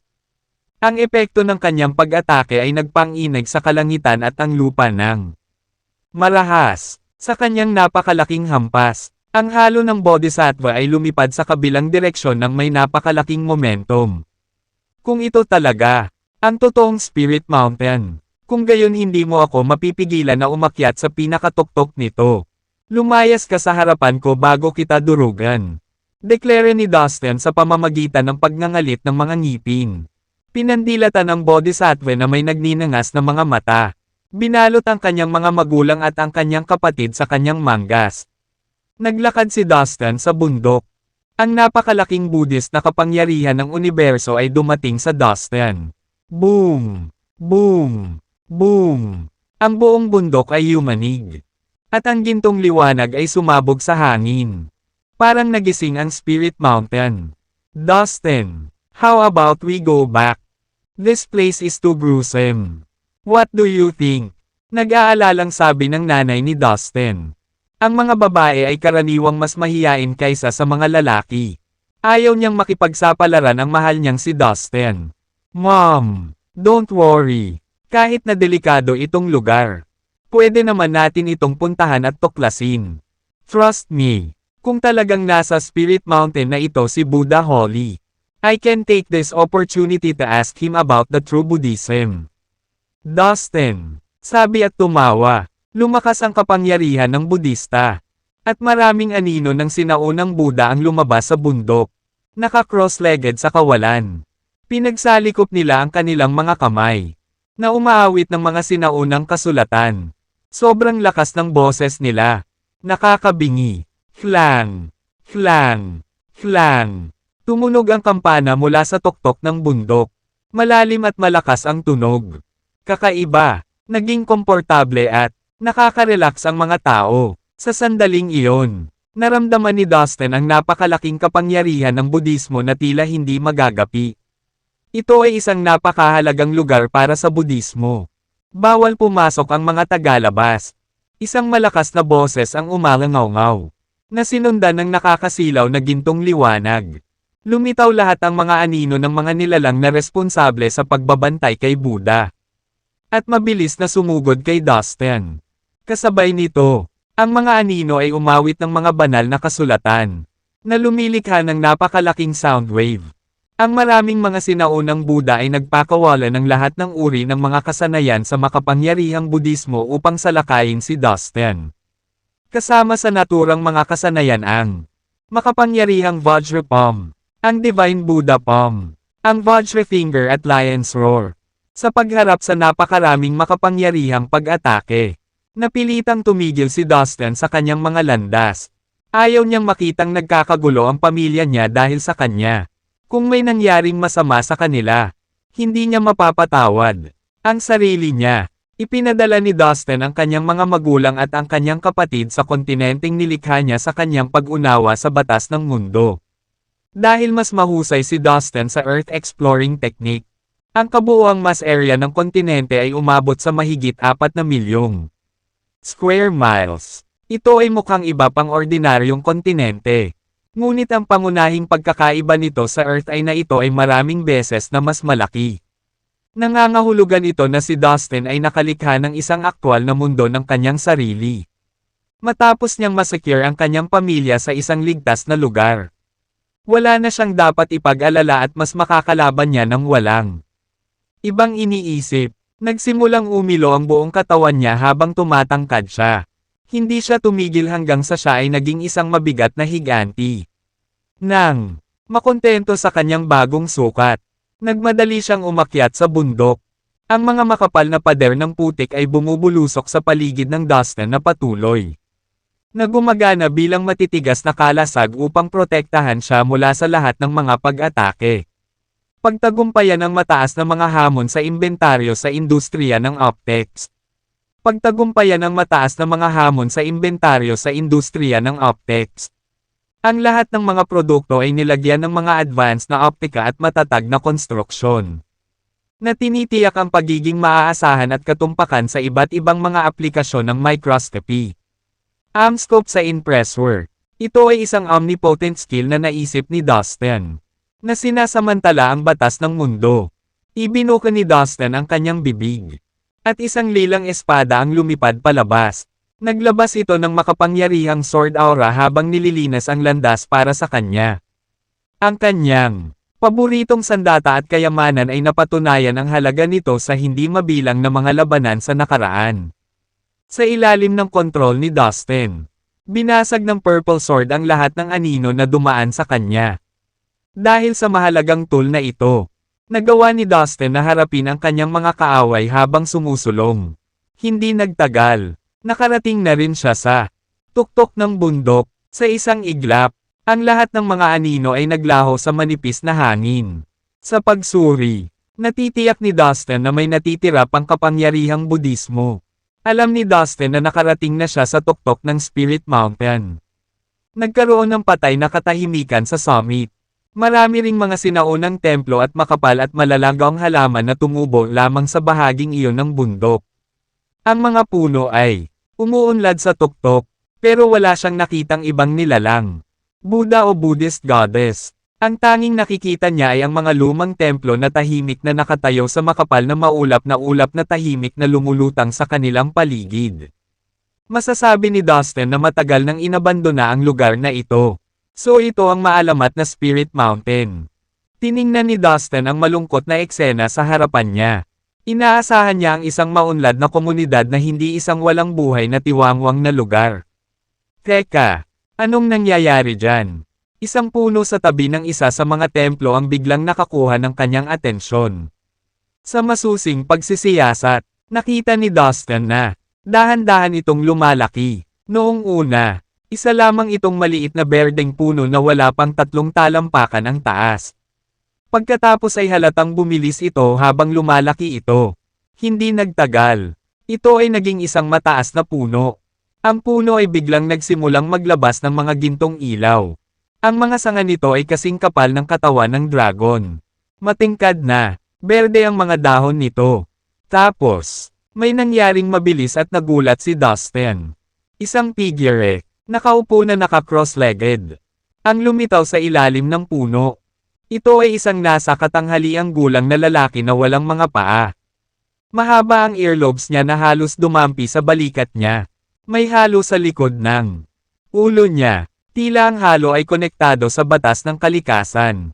Sumasayaw ang mga bulaklak na parang mga paro-paro habang lumulutang at umiikot-ikot sa lalaki sa ilalim ng matandang puno. Nakilala ni Dustin na ito ay isang puno ng Bodhi na may mga kakaibang sanga na nakabuka. Ito ay si Buddha Holly. Halos mapasigaw si Dustin sa tuwa habang nakatitig sa maalamat na Buddha. Ang Buddha ay nakaupo na nakapikit sa ilalim ng puno ng Bodhi sa tabi ng isang lumang templo. Mukhang walang makakaistorbo sa kanya. Ang mundo ay naging tahimik. Gayunpaman, maaaring maunawaan ng isa ang lahat ng katotohanan ng Budismo. Ang lahat ng ito ay hindi totoo kaya naramdaman ni Dustin na siya ay nasa isang panaginip. Kumusta ang lahat kay Master Dean? Ang Buddha sa ilalim ng puno ng Bodhi ay nagtanong kay Dustin sa pamamagitan ng kanyang espiritual na kahulugan. Hindi na niya kinailangan pang idilat ang kanyang mga mata. Master Dean. Natarante si Dustin. The dad who killed his twin sons. Pag-iimbestiga sa krimen na yumanig sa Singapore. The dad who killed his twin sons. Pag-iimbestiga sa krimen na yumanig sa Singapore. CNA. Nagpa-practice ka ng Introduction to Vital Energy Circulation. Hindi ba ikaw ang kapalit ni Dean? Or at the very least, hindi ka ba taga Triple Sec? Patuloy na tanong ng Buddha. Ahem. Yes, I am. Totoo namang sagot ni Dustin. Ang Introduction to Vital Energy Circulation at ang Triple Avatar skill na natutunan niya ay ipinagbabawal ng mga lihim na kasanayan na. Walang iba kundi ang Triple Sec. Kaya naman, hindi niya naisip na nagsinungaling siya sa Buddha. Ang problema lang ay nakuha niya ang kanyang mga kamay sa Introduction to Vital Energy Circulation at ang Triple Avatar skill ng. Nagkataon sa halip na pag-aralan sila bilang isang disipulo ng Triple Sect. Ang Triple Sect ay isang sinaunang sekta na matagal nang umiral sa Earth. Sa kasamaang palad, matagal na itong nawala. Oo, noon, tinalakay ko ang batas ng kalikasan kay Master Dean. Napag-usapan pa namin ito sa loob ng maraming taon. Napagpasyahan namin na ang Budismo at Taoismo ay parehong magkaibang anyo ng katotohanan ng kalikasan. At kailangang ihambing kung alin ang mas mabuti. Minsang binisita ni Master Dean ang Spirit Mountains. At doon, lubos niyang inisip ang lalim ng Budismo. Samantala, ginalugad ko ang 33 sagradong lugar at humanga ako sa Taoism. Ang higit na nakakuha ng atensyon ko ay ang ipinagbabawal na lihim na kasanayan sa Taoist at ang teorya ng pagkamit ng halaga ng isang tao. Sabi ng Buddha, Nagulat si Dustin sa narinig. Hindi niya inaasahan na ang mga tagapagtatag ng Budismo at Taoismo ay magkakaroon ng ganoong kasaysayan. Lalo pa ang isang maayos na pag-aral sa isa't isa. To be honest with you, sir, I was born at a era when martial arts on the earth has declined. Noon, si Master Dean ay matagal nang nawala. At kahit ang triple sect ay wala na. Nagkataon lang na nakakuha ako ng ilang secret skills ng triple sect, kaya kilala ko ang ilan sa kanila. Matapat na sagot ni Dustin. Nakita ko, tumango ang Buddha. Gayunpaman, lahat ng bagay sa mundo ay may sanhi at kapalaran. Dahil nakuha mo ang mga lihim na kasanayan ng triple sect, ikaw ay nakatadhana na maging bahagi nito. Sabi ng Buddha sa mahinang boses. Sa ilalim ng puno ng Bodhi. Ang Buddha ay mukhang mapayapa at tahimik. Ang mga talulot ng mga bulaklak ay dahan-daang nalaglag mula sa puno at lumutang sa hangin bago pumapatak pababa sa lupa. Yep, I have always regarded myself as a member of the triple sect. Sagot ni Dustin sabay tango. Nagbabago ang mga bagay. Hindi ako makapaniwala na ang triple sect ay nasira. Sabi ng Buddha na may buntong hininga. May ilang lihim na kakayahan ang triple sect sa 36 na sagradong lugar. Kung interesado ka, maaari kang pumunta doon at matutunan ang mga ito. Marahil ay magkakaroon ka ng higit pang mga lihim na kasanayan kung ikaw ay nakatuon at taos puso. Ang Spirit Mountain malapit nang magsara. Paalam ko sa iyo, maaari ka nang umalis, sabi ng Buddha sa isang palakaibigang tono. Talaga, thank you for telling me this. Sir, tuwang-tuwa si Dustin. Tulad ng para sa mga lihim na kasanayan ng triple sect. Nakuha lamang ni Dustin ang Introduction to Vital Energy Circulation at ang Triple Avatar Skill. Bukod dito, palaging nararamdaman ni Dustin na ang Introduction to Vital Energy Circulation at ang Triple Avatar Skill na nakuha niya ay hindi kumpleto. Malamang na ang nasa kanyang mga kamay ay mga pira-pirasong bahagi lamang ng dalawang lihim na kasanayan. Ngayon, sa malapit na patnubay ng Buddha, nalaman ni Dustin na ang mga lihim na kasanayan ng triple sect ay nakatatak sa 36 na sagradong lugar ng Taoismo. Natutuwa siya sa sukdulan. Boom! Biglang nagsimulang dumagundong at yumanig ang buong Spirit Mountain. Sa gulat ni Dustin, ang puno ng Bodhi ay nagsimulang maglaho at mawala. Sa ilalim ng puno ng Bodhi, ang katawan ni Buddha ay naging pangit at malabo na parang sumanib sa puno, na may mga alon ng hangin sa paligid niya. Maya-maya ay nagsimula na rin siyang mawala. Naunawaan ni Dustin na hinihimok siya ng Buddha na umalis. Oras na para pumunta siya. Sir, salamat sa lahat. Then I shall go now. Dahil alam niya ang intensyon ng Buddha. Nakaramdam ng awkward si Dustin na manatili ng matagal. Kaya nagpa siya siyang umalis. Malinaw na nasabi ni Dustin na ang Buddha na nasa harapan niya ay isa lamang avatar. Hindi ito ang tunay na Buddha. Ito ay magiging napakabuti upang maging totoo. Kung ito ay ang tunay. Ang tunay na Buddha ay matagal nang umalis sa Spirit Mountain at ang kanyang kinaroroonan ay hindi alam ng sino man. Sa harap ng avatar ng Buddha, nadama ni Dustin na walang takot. Gayunpaman, wala siyang kahit katiting na intensyon na saktan ng Buddha. Kaya pinili niyang umalis. Lumayo si Dustin at nakaalis na sa Spirit Mountain sa loob lamang ng ilang hakbang. Sa pagkakataong ito, ang Spirit Mountain ay mukhang napakatahimik at tahimik. Tila matayog ito sa malayo. Nababalutan ng aura ng kalungkutan at kalungkutan. Tahimik itong nakatayo sa pagitan ng langit at lupa na parang isang bingi at paipong matandang lalaki. Habang tahimik na pinagmamasdan ang paglipas ng oras. Taliwas sa kadiliman at pagiging karaniwan ng Spirit Mountain ay ang makapal na kapangyarihang Budista na umuusok ng napakalakas na momentum, na pumupuno sa bawat sulok sa pagitan ng langit at lupa, na malinaw na nagpapakita ng kakaiba ng matayog na bundok. Bago umalis, lumingon si Dustin para bigyan ng huling tingin ang Spirit Mountain. Dapat akong pumunta at hanapin ang sirang natural na hanay ng elemento na binanggit ng aking Panginoon. Dapat kong buhayin ito kung nais kong protektahan ang Earth. Kung hindi, Kapag ang masamang sanggol ay ipinanganak at ang digmaan sa pagitan ng dalawang panig ng mga banal na Diyos, malalagay talaga sa malaking panganib ang Earth, bulong ni Dustin sa sarili. Ito ang kanyang tahanan at gagawin niya ang lahat para protektahan ito. Ipinanganak at lumaki sa Earth. Si Dustin, syempre, ay hindi nais na makita ito sa panganib. Lalo pat nawasak, kung tutuusin. Ang mga taong naninirahan dito ay pawang mga mortal at ordinaryo. Hindi nila kayang harapin ang mga ganitong banta, kaguluhan at pagdurusa. Pagkatapos ay ginamit ni Dustin ang kanyang kakayahan sa paggalaw ng katawan at umalis sa misteryosong tiwangwang na lugar. Ilang hakbang pa lang ay milya-milya na ang layo niya. Rito, sa kanyang paglabas sa Spirit Mountain, huminto muli si Dustin upang tingnan ang bundok. May masalimuot siyang nararamdaman sa kanyang puso ngayon. Walang inaasahan na ang maalamat na Spirit Mountain ay matatagpuan dito sa isang liblib at tagong lugar. Bukod dito, may isang avatar ng Buddha na naiwan sa Spirit Mountain upang bantayan ito. Kaya't magsalita, ito ay nasa ligtas na mga kamay.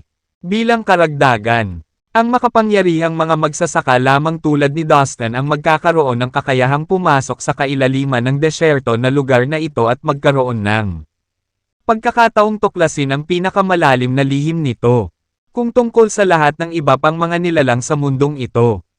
Walang pag-aalinlangan para sa sino man sa kanila na mahanap ito, lalo na ang pagpasok dito. Summon si Dustin ng sapat na lakas at tumalon sa hangin. Sa susunod na sandali, nasa himpapawid na siya sa itaas ng Karakoram Mountain. Tumingin si Dustin ng buong atensyon. Tumagos ang kanyang tingin sa lupa at umabot sa ilalim ng bundok Karakoram. Pagkatapos ay nakita niya ang 10 kabataang miyembro mula sa lahi ng hayop sa mundo ng demonyo. Nasa kalagitnaan sila ng ilang uri ng ritual o seremonya na makakatulong sa pagpapabilis ng pagsilang ng masamang sanggol. Lahat sila ay nakatutok at maasikaso. Mayroong 2 grupo ng mga tao sa kanilang tabi. Tila mula sa Underworld at sa Divine Corpse Palace ayon sa pagkakabanggit. Nakaupo silang nakakrus sa pagmumuni-muni. Hindi kumikibo, tulad ng mga monghe na nagdecipher at nagsasaulo ng mga batas ng Budismo sa kanilang mga puso. Alam ni Dustin na sila ay talagang nagrally ng kanilang mga puwersa at sinusubaybayan ang sitwasyon ng masamang sanggol sa parehong oras. Para sa isang grupo na inaabangan ang pagsilang nito, ginawa nila ang lahat upang matiyak ang matagumpay na pagsilang ng masamang sanggol. Ano man ang nangyari sa masamang sanggol o kung ang sanggol ay may anumang uri ng tugon, agad silang gagawa ng aksyon. Bumalik sa banal na mundo. Ang 9 na tao, kabilang sina Ingram at Tyrone, ay nagbabantay sa banal na sanggol. Ito ay maliwanag na pagkatapos sumipsip ng isang malaking bilang ng mga likas na kayamanan at mga halamang gamot ng positibong kalikasan. Ang banal na sanggol ay nagsimulang magbigay ng kahanga-hangang mga alon ng enerhiya, kahit na hindi pa rin malinaw. Ang dagandong ng umuusok na enerhiya ay maririnig din mula sa loob ng banal na sanggol. Malinaw. Ang isang ito ay lumalaki din sa napakabilis na bilis. Nakakalungkot na ang lakas ng banal na sanggol ay mas mahina pa kaysa sa masamang sanggol. Kung ang banal na sanggol ay may ganoong kalaking kapangyarihan, hindi tayo dapat matakot sa isinumpang masamang sanggol na iyon. Mula sa malayo, pinagmasdan ng mabuti ni Dustin ang masamang sanggol at ang banal na sanggol. Napansin niya na nanatiling mapayapa pa rin ang pangkalahatang sitwasyon. Kaya mabilis siyang umalis. Sinasabi na ang bundok Karakoram ay nagsilang ng lahat ng natural na sisidla ng Earth energy sa ilalim ng langit. Parang, ngayon, nagsimulang hanapin ni Dustin ang sirang natural element array na binanggit ni Santos. Binalak niyang hanapin muna ito sa Karakoram Mountain. Ang unang bagay na kailangan niyang gawin ay tukuyin ang direksyon ng terrain at maramdaman ang Earth energy na nakatago sa ilalim ng lupa. Dapat niyang makita ang lokasyon kung saan nagmula ang natural na sisidla ng enerhiya ng dragon at gayon din, kung saan ito napunta bago niya mahanap ang lugar na maaaring may kinalaman sa hanay ng natural na elemento. Ang lahat ng mga discarding ito ay ang kinakailangang mga pangunahing kasanayan ng Earth exploring technique na maaaring makatulong sa mga tao na mahanap ang lugar na nais nilang hanapin. Lahat sa tulong ng natural na sisidlan ng enerhiya ng dragon. Sa wakas nakahanap ako ng ilang mga pahiwatig. Ayon sa itinuro sa kanya ni Santos. Sa wakas ay natagpuan ni Dustin ang isang bagay na maaaring humantong sa paghahanap ng sirang hanay ng natural na elemento.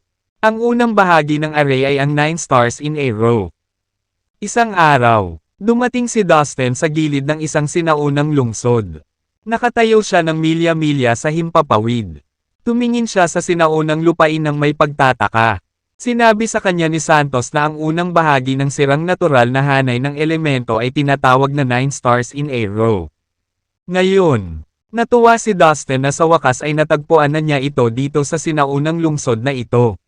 Siyam ang pinakamalaking solong figure na kumakatawan sa matinding pagkalalaki. Nang ang siyam na bituin ay nakatayo sa isang hilera. Ito ay kumakatawan sa pinakamaswerteng sitwasyon sa pilosopiya ng Earth exploring technique. Kapag nangyari ito ay nangangahulugan na ang emperador ay magkakaroon ng mahigpit na pagkakahawak sa kapangyarihan at ang lahat ng mga tao at mga bagay ay walang pagpipilian kundi ang sumuko at sumunod sa lahat ng mga alituntunin na kanyang inilagay. Hindi nakakagulat na ang sinaunang lungsod na ito sa isang punto ay ang kabisera ng kasing dami ng 13 kaharian.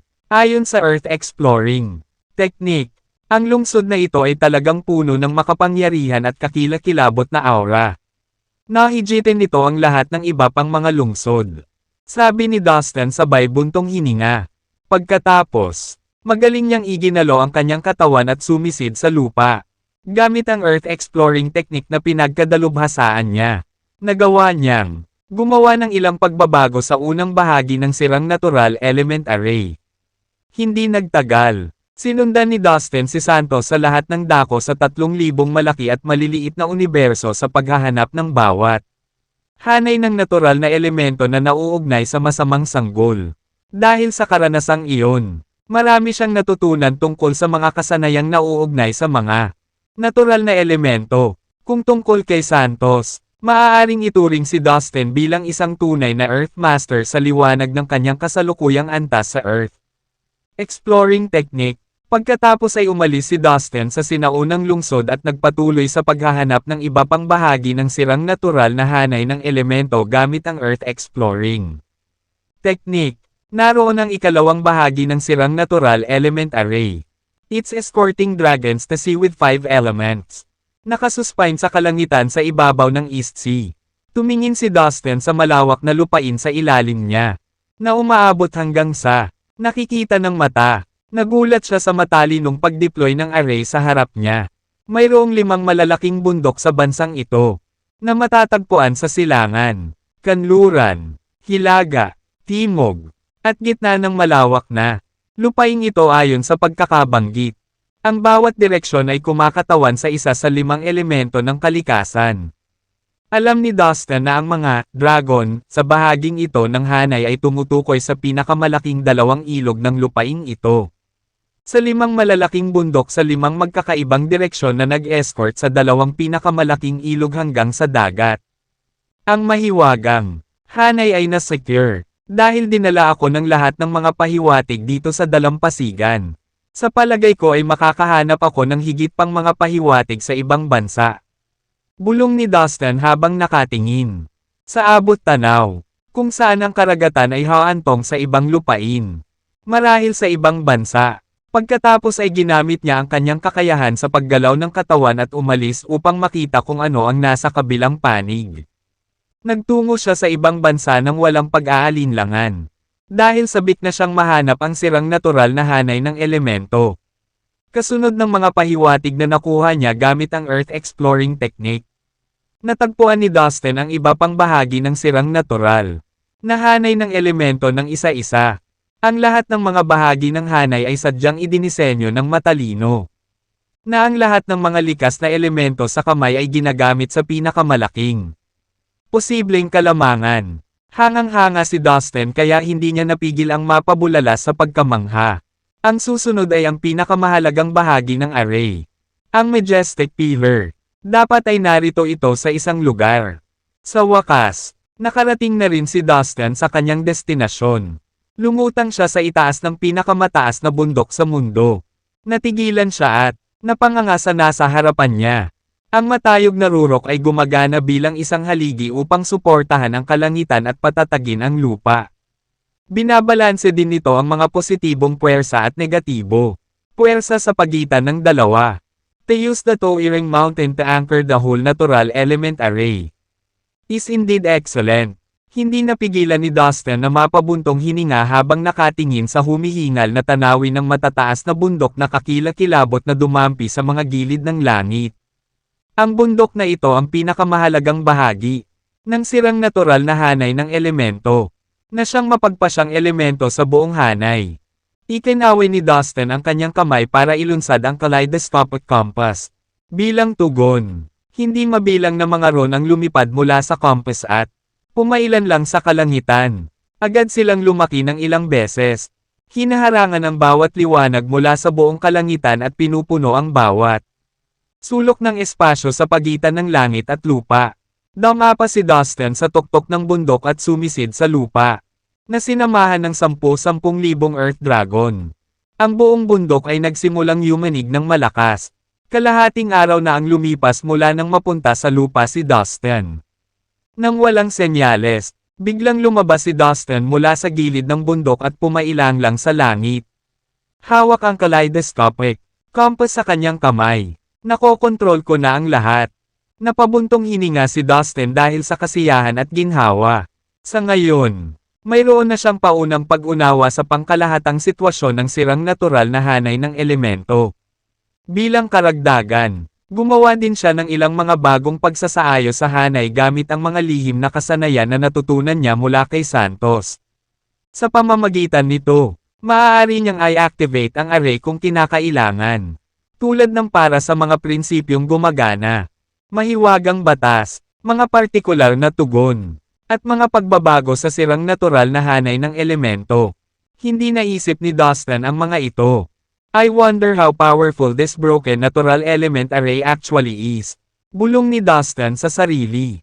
Gayunpaman, kahit na ang mga nangunguna sa Earth Masters ay hindi maintindihan ito ng lubusan. Ang sirang natural na hanay ng elemento ay dapat na napakakomplikado, malalim at lubos na detalyado. Inaasahan ko ang mga sorpresa na naghihintay sa akin. Sabi ni Dustin na napabuntong hininga. Inilagay ni Dustin ang lahat ng kanyang pag-asa na protektahan ang Earth sa sirang hanay ng natural na elemento. Kung ang sirang natural na hanay ng elemento ay hindi kasing lakas ng inilarawan ni Santos, ang Earth ay nasa malaking panganib sa sandaling. Sumiklab ang digmaan sa pagitan ng dalawang panig ng mga banal na Diyos.